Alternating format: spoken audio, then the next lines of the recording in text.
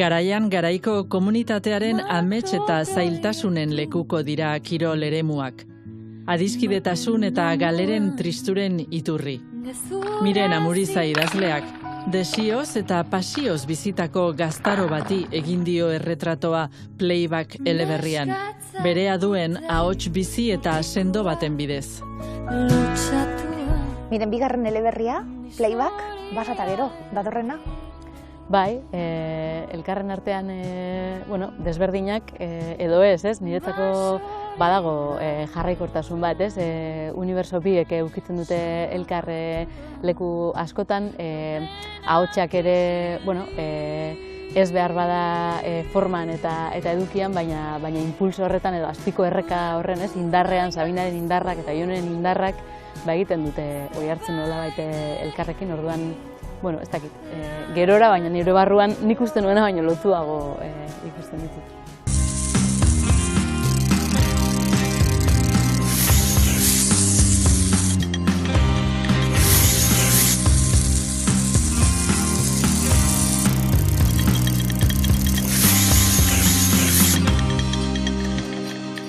Playback, izenburua, nola dagoen idatzita be, ja arrasto bat izan daiteke barruan, zer dagoen irudikatzeko. Nondik dator izenburua? Bai, izenburu labur baten bila ari nintzen eta nahi nuen hitz bat, barruan datorrenaren antzera, era batean esan eta beste era batean idazten zena, geure grafiara ekartzeko eta eraberan oso arrotza izango etzena euskararentzako, gauza asko ziren, eta holantxe bertso saio batetik bueltan gentozela Nerea Ibarzabal Luxu eta Hirurok, ez dakite bietako zeinek, baina antxe, izenak bota eta bota ari ginen eta Playback atera zen, eta ondo egokitu zaio egia esan. Jonek momenturen baten egiten du gogoetari be bai, Ia Playbackean edo ote dabilen bere ahotsa edo ganetik daukan zeozeri buruz, zen narratzaile bilatu duzun, Jone izango da liburuko narratzailea, hizkera azpimarratuko dugu, eta orain gainera basabiltzate itzulpenak egiten, eta bada burua uste bat, ezta? Gaztelera itzultzerakoan be bai nola dagoen idatzita kontutan hartun da? Bai, itzulpen bi argitaratuko dira, orain lehenengo gazteleraz, konsonirekin, Daniel Sarriugartek itzulita, eta gero ja datorren urte hasieran katalanezkoa, eta egia esan oso interesgarria izan da itzulpen prozesua aurrekoan Miren Agurrekin izan zen bezalaxe orain Danielerekin egitea, ez? Karo, nik erabaki jakin batzuk hartu nituen, euskeraz Joneren ahozko registro kakotxartean zikindu hori eraikitzeko, baina gero gaztelerara daramasunean hori, gaztelera zerekin zikinduko duzu, adibidez, ez? Nola emango diozu indarra horri, nola... Eta honetan, Danielek asko pentsatu du eta itzulpen bikaina egin du eta neuri ere pista asko jarri dizkite aurrean, nola jarriko dituzu adibidez pertsonaiak erderaz hizketan, baina lehen esaten genuena, alde batetik exotizazioan erori gabe edo bestetik gaizkita harin esan da, baina askotan euskaldunak erderaz jartzen direnean, paletoen moduan hizketan hori ez dator bat gure realitatearekin. Hau da, pertsonai hauek erderaz egin behar dute berba, baina berba ondo eta esan indarrarekin. Orduan, Danielek hartu ditu beste hainbat erabaki, erregistro hori gaztelerara eramateko. Karo, ez da berdina, hizkuntza hegemoniko batekin ari zarenean, edo gure bezalako hizkuntza gutxitu batekin ari zarenean lanean, eta hori, Danieleren itzulpena irakurtzea bezain interesgarria da, itzulpen hori egiteko hartu dituen erabaki sortak irakurtzea. Egingo dugu gogoeta, liburuari buruz, badagoelako, Ari Muturrasko ditu liburuak, liburu ederra, Miren. Norbatuko zaigo, baten bat gonbidatu duzu bai gurekin bat egitera elkarrizketan? Bai, ez dizen hartola gonbidatu dut, idazlea, laguna ere bai, eta hain zuzen berak ere Gurpilak eleberria argitaratu zuen playback baino apur bate aurreratxoago, eta bueno, nik beste gauza asko batik ere bai, baina inpresio handia eragin zidan liburuak hain zuzen kontalariaren ahotsagatik, ez? Eta interesgarria iruditu zait, ez dizen gonbidatzea playbacki buruz hitz egitera. Tia, ez dauzkagu 8 urte, eta nik berdin dit, tia, goazen txosnetara, baina nik nahiago nuen litroak zeuzkaten ezagunen batzuekin akoplatzea. Sekula ez dut lagun berririk egin zumopinak edanda. Miren, Jon eta Poliren arteko harremana kontatuko du playback novelan. Nortzuk dira? Jon eta Poli.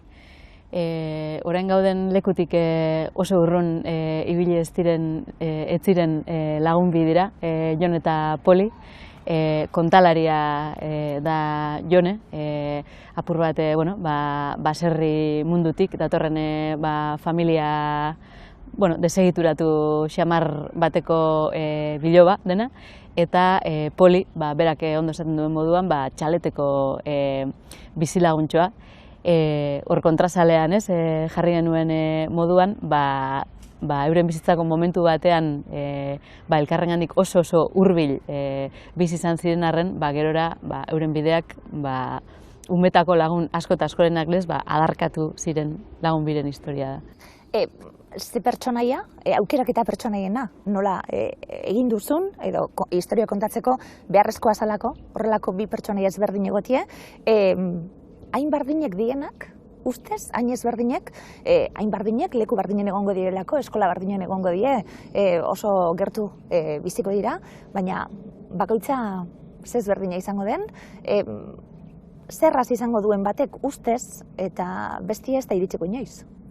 Bai, horrekin, beste gauza askorekin lezez, ni denpora garranera konturatu naiz, zeuk esan duzu moduan, gu umetan, ni hemen berriztarra naiz, eta gu 3 urtetik 16 urtera arte denok gela berean ibili ginen eskolan, gutxi gora bera denok ibiltzen ginen antzeko lekuetan, asteburuetan, denok jasten ginen gutxi gora bera antzera, antzeko gauzak entzuten genituen, eta nik momentu horretan uste nuen, zuk esan duzuna, baldintza beretan irten ginela mundura. Eta gerora, pentsatzen hasi izan naizenean, talde hartatik, esate baterako, nortzuk joan ginen unibertsitatera eta nortzuk ez. Nortzuk geratu ziren herrian eta nortzuk ez.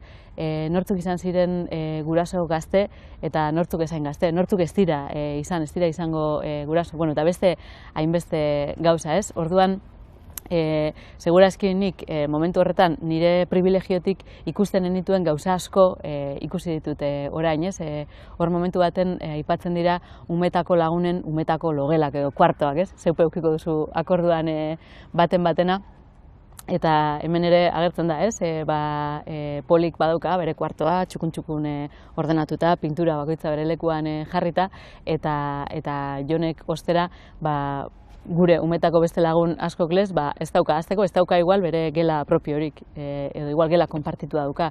Beste batek igual egingo ditu etxeko lanak sukaldean, edo liburutegian, edo portalean, edo ez ditu egingo, ez? Orduan, desberdintasun guzti horiek gerora joan naiz nik ikusten eta saiatu naizena izan da, zuk ondo esan duzun moduan, ez bi personaia diferente jartzen diferentzia hori, jokoan jartzeagatik bakarrik, baizik eta bakoitzaren zirkunstantziak zeintzuk ziren esplikatzen, ez?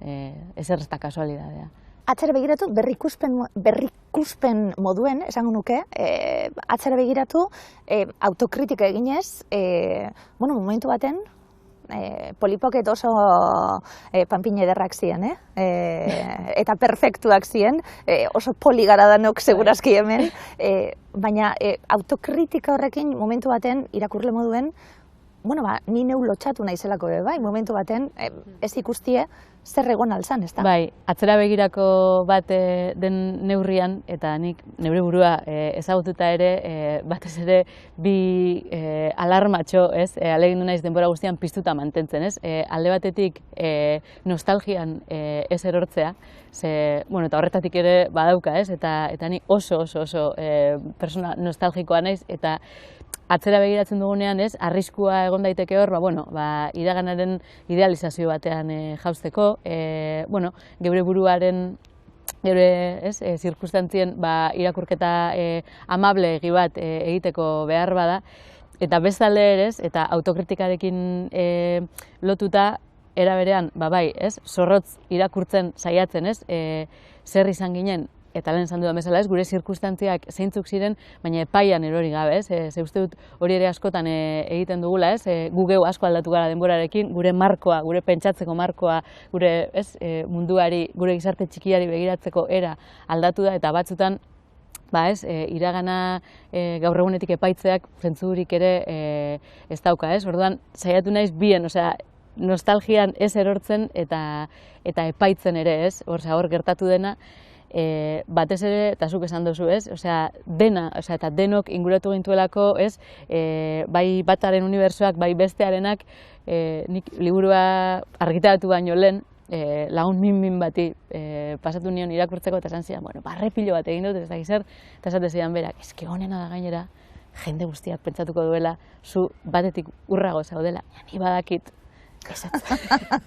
edo behintzat bietatik eta denok, orduan, hori ere izan da apur bat, nik neuren erabezaroan oso ondo jokatu nuen, segokidan rola, ulertu nuen zein zen, eta beste gauza asko, gorde egin nituen, nik banekien karpetan ze pegatina eraman behar nituen eta sutsuki defendatzen nuen hori gainera, eta gero nire lagunak Operazion Triunfori buruz berbetan hasten zirenean, nik egiten nuen espanekilez, hori zer zen, etxean nik egunero ikusten nuenean, orduan pixkat, askatzea ere izan da guzti hori. Octavia Butleren trilogia biltzen duen liburu hau aukeratu dut. Kontatzen den istorioa gizartea amaitzear dagoen momentuan estralurtarrek salbatuko dituzte. Baina salbatuak izan ahal izateko, beraiekin nahastu beharko dira. Hori erronka handia izango da bai gizartearentzat, bai estralurtarrentzat. Ze desberdintasun asko dituzte beraien artean. Nagusiena, estralurtarrek 3 sexo desberdin dituztela. Gizonak, emakumeak eta onkal izeneko 3. bat. Lortuko dute beraien artean konpontzea? Baina orain egin daiteke hori. Miren, eta orain idatzi daiteke nolako liburu bat.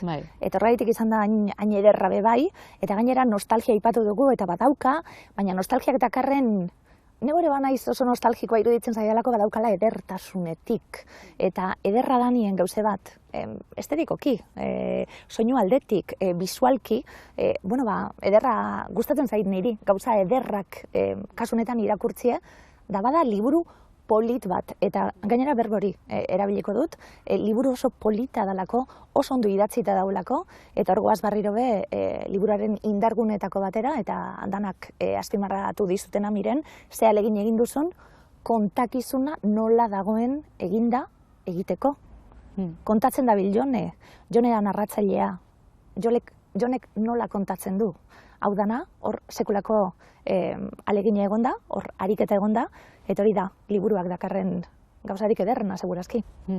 Bai, estimatzen dizut, esateaz, egia esan igual, beste gauza batzui buruz gehiago hitz egin da, baina hizkuntzan edo lehen aipatu ditugun gai guzti hauetan bezain beste harreta jarri dut irudietan esate baterako, ez da.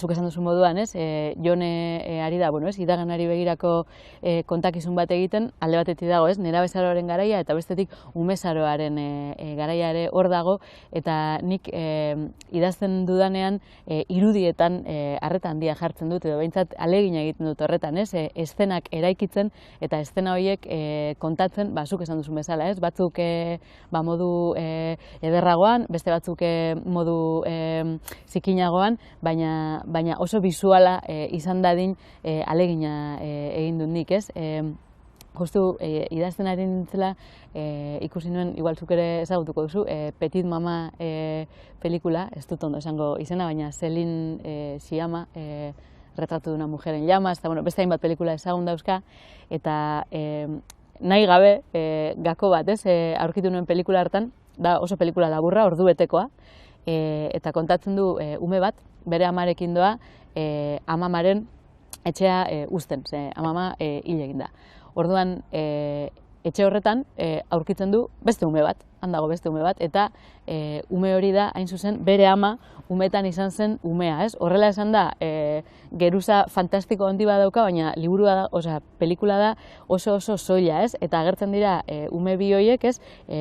Iraganekoa eta oraingoa etxe horretan jolasten, eta ni neuk ere, eta gurera ekarrita ez, askotan pentsatu izan dut hori, ez?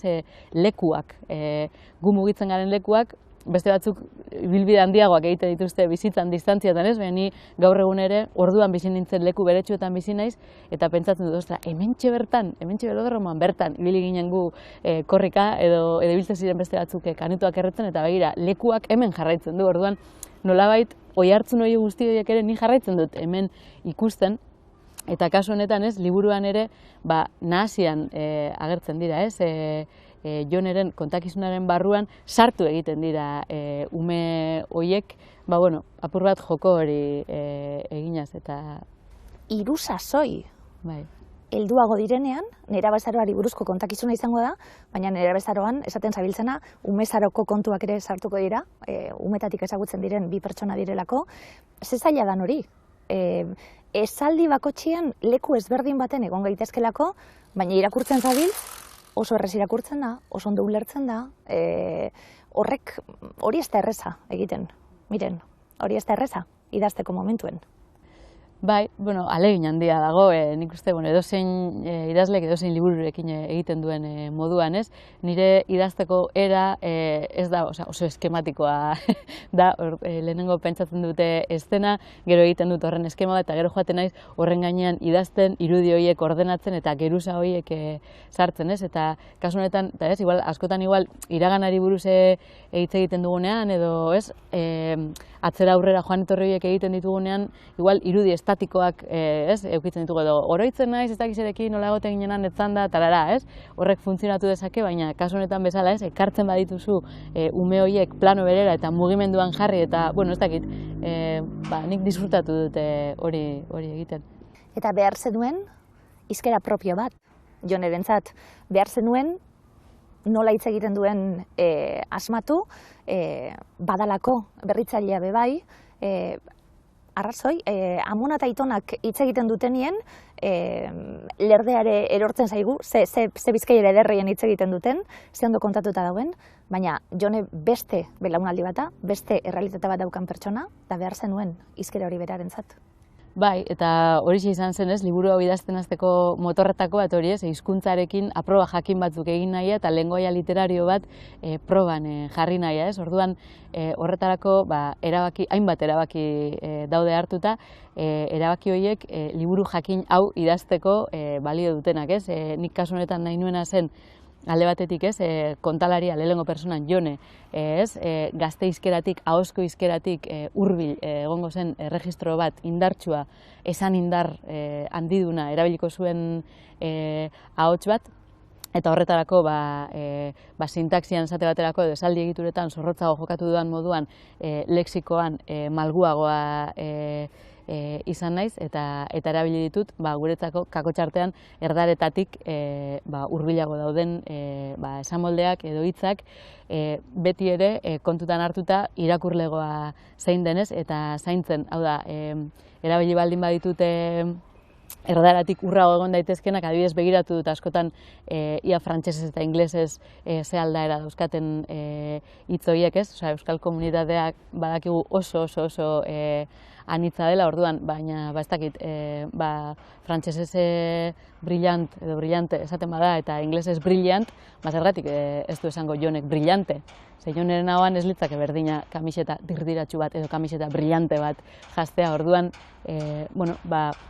alde horretatik, saiakera hori egin nahi izan dut, eta gero dago, hori ez, Aikitxamumen hizkera hori, hor ere, nahi izan nion kolore hori edo musika hori eman, baina oso kontuz, kasu honetan ere oso kontutan eukita gure irakurlegoa zein den, eta beti ere, ulermena jarrita ardatzean, ez? Orduan, esaldiak normalean beti dira oso laburrak, berbak osorik idatzita daude, bustidurak erabiltzen ditut, baina hitza, ez? Ulertzeko moduan dagoenean, ez? Belar edo bedar, edo edur, edo elur, edo te bikoitzak, edo de bikoitzak, ez? uste dut badaukagula margena euskaraz ere, eta beti ere zer egiten ari garen, ez? Argi izan da, geruza gehiago edo registro gehiago gehitzeko horri, ez? Lehen komentatzen egon gara, baina iaz Uxue Alberdiren hetero liburuari buruz hitz egiten aritu ginenean hirurok berak ere aipatzen zuen, ez? Apustu sendoa egin duela berak horretan azkeneko liburuan ere, eta aipatzen zuen berak, ez? Hizkuntza arduratik edo arduragabekeriatik haustearen artean dagoen diferentzia, ez? Orduan, nik uste gu horretan ari garela eta hizkuntzari ematen hortik ere bai, ez? Orduan, nirea da saiakera alegin bat gehiago, ez? Justu asteon Daneleren liburua irakurtzen aritu naiz, eta beste gauza interesgarri askoren artean berak esaten du, ez? Peña, arazoa ez da euskara, arazoa ez da hizkuntza, arazoa da hiztunok zer egiten dugun horrekin, ez? Eta esaten du berak, ez? Konparazioa, ez, egiten du euskara eta gazteleraren artean edo euskara eta beste erdara batzuen artean esaten hasten garen, ez? Eske euskaraz ezin da hau esan, euskaraz ezin diot indarra hau eman, ezin diot grazia eman, esaten du berak, ez? Reggaetoiak eta metalak ere ez dute berdin sonatzen, noski, osea, bi musika guztiz diferente direlako, baina ez da bataren gabeziagatik edo bestearen gabeziagatik, hau da, ardura gurea da, hizkuntzak dira, eta nik uste talde horretatik ahalegina egiten ari garela gehitzeko.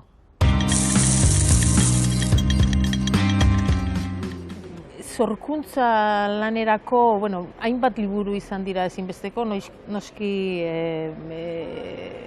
hainbat novela eta hainbat fikziozko lan, baina horietaz aparte, adibidez, batzuk aipatuko ditut, adibidez Kafkaren Gutunak, horietan ere bere sorkuntzari buruz nola hitz egiten duen, nik uste dut hori hor ikasteko asko dagoela, eta aipatuko dut ere Medardo Fraileren ipuinak hori sorkuntza aldetik, ez? Nik asko ikasi nuen gaztetan Medardo Fraile idazle madrildarraren ipuinak irakurtzen, eta niretzat izan da oso idazle garrantzitsua zentzu horretan. Katalin Kerikoren Rompiendo Barreras liburutegitik hartu nun, kasualidadez, eta oso ederra iruditu zait, ikerkuntzari emana bizi izan den emakume baten ibilbidea.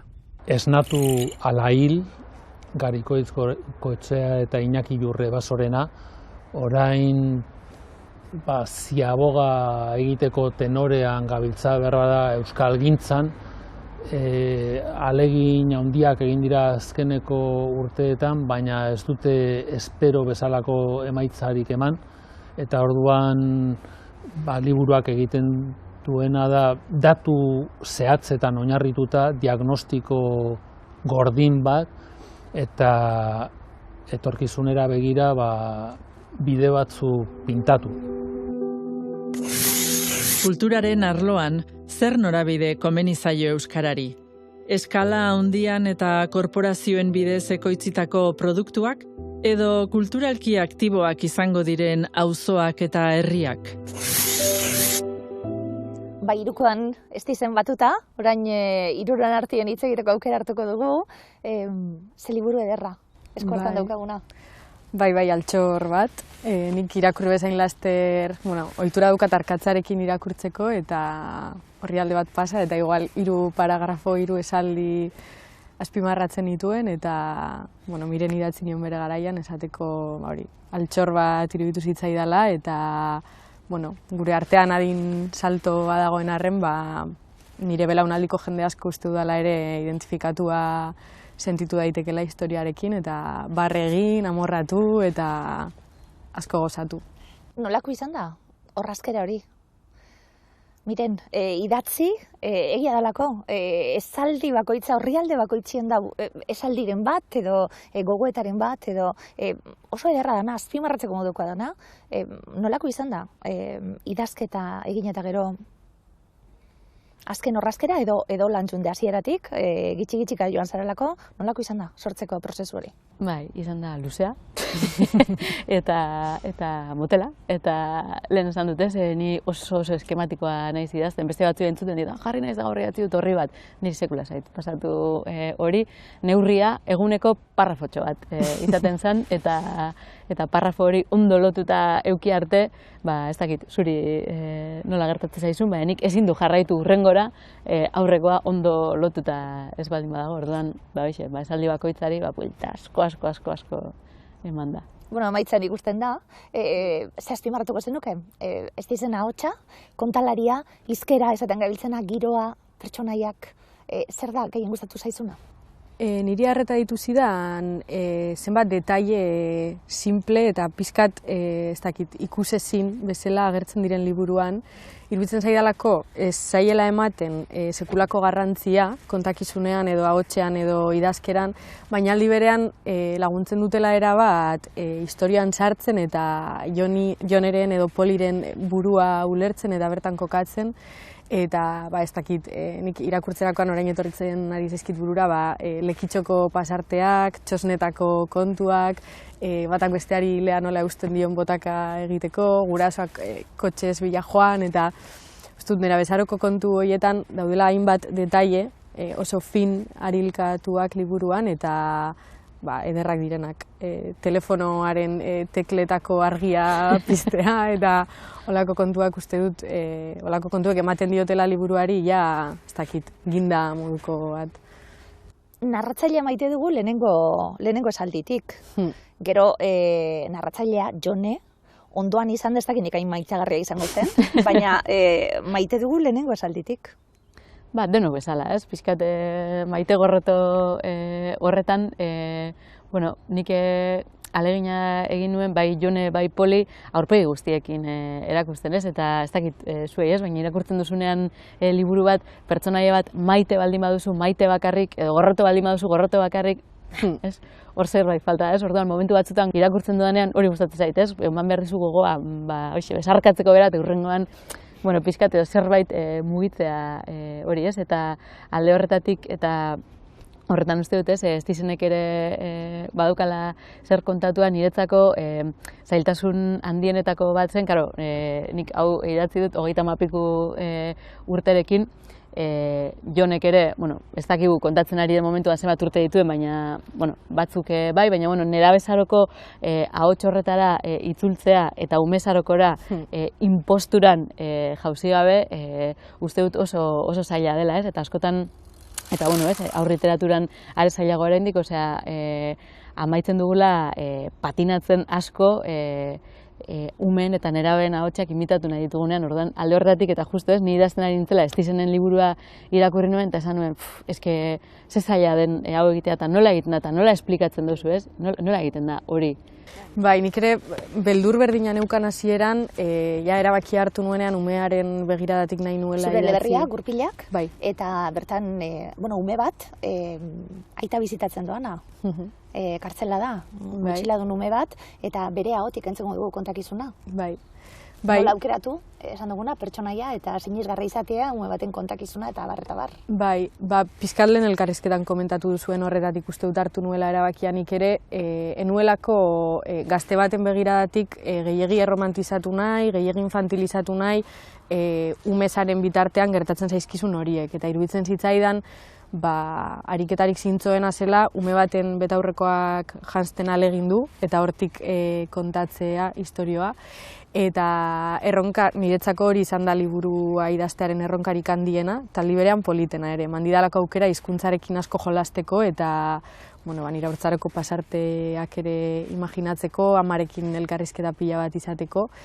Eta hotxa ere ikitzerako momentuan, Garazi Arrula editoreak pila bat lagundu ninduen, askotan eskapatzen zitzaizkidalako helduaren begirada, heldu baten balorazioak, eta Garazik, esaldi irakurri zuen dena, eta batzutan esaten zian, ez dizen hau, hemen zenbat urte uste duzu dituela hintzak, hau 7 urteko haur batek esango luke, edo igual eskapatu zaigu.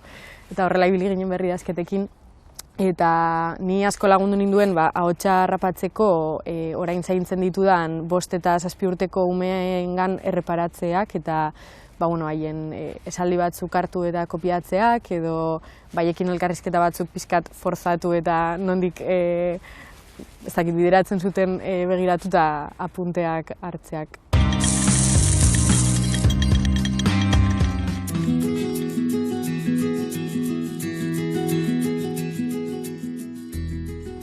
Esango nuke miedo a la oscuridad. Irakurri nun Nautikol eskolan, egon nintzenean ikasten, eta da Albert Burgesen liburua berak egin zuen mini transat bat, dala belauntzi txiki baten, Atlantikoa guretzatu zuen, eta hor kontatzen du bere bibentzia guztiak,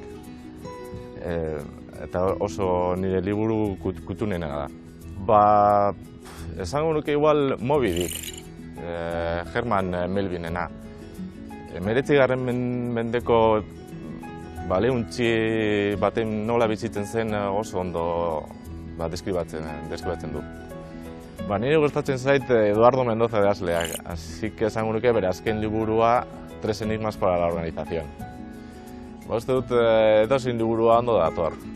Adibidez, Cazador de barcos Justin Scottena. Azkenean liburuak irakurtzen nik izan naz, Kapitan Nemo izan naz, Kapitan Ahab izan naz, pertsona asko izan alzara bizitza baten. Eta gero mantendu behar dugu, kontatzen gabiltzen horrek, jarraipen bat izatie. Esate baterako, playbacken, miren, badakigu asartuko direla esaten dalako.